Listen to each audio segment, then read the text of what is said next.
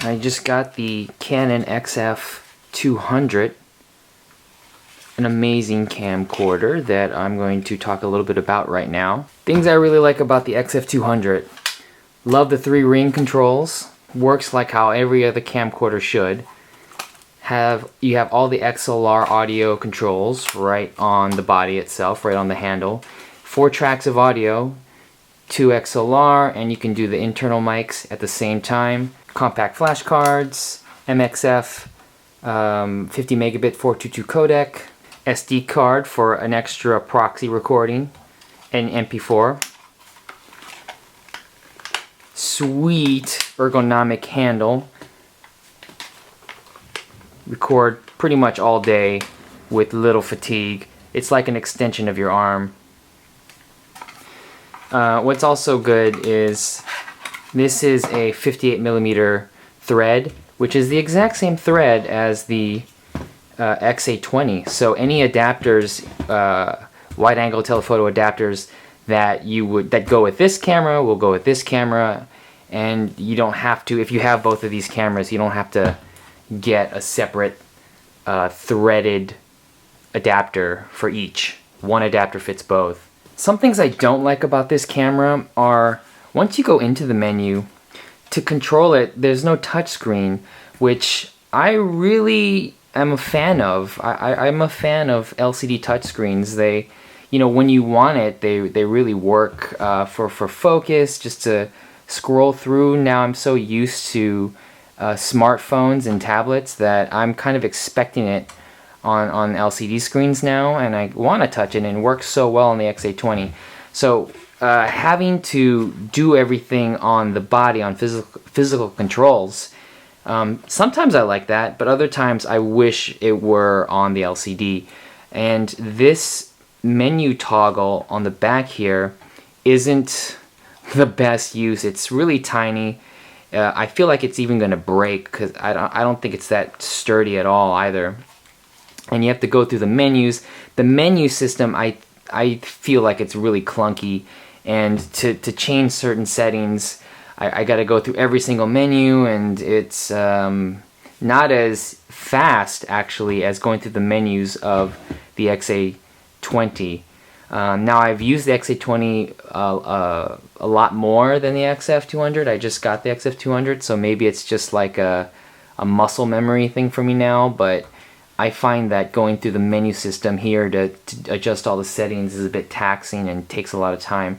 Also, when formatting the CF cards, it took a while to format the CF cards here, whereas the SD cards, maybe that's just how those run.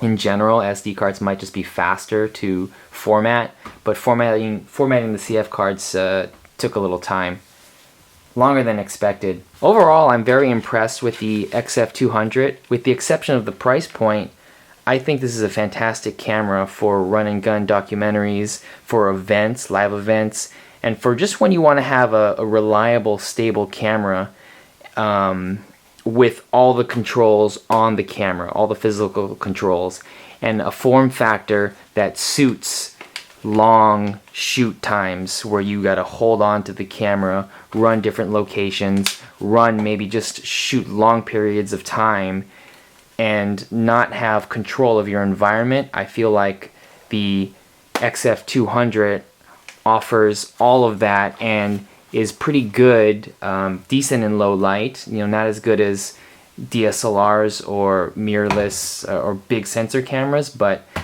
for the versatility you can do with this camera, I'm very impressed. With the XF200, you have flexibility with the image. There's some custom profiles you can put in the XF200, and with the XA20, you're pretty much stuck with whatever the camera gives you out of the box. You can't adjust many settings, if any settings at all, that I can when I've been using it.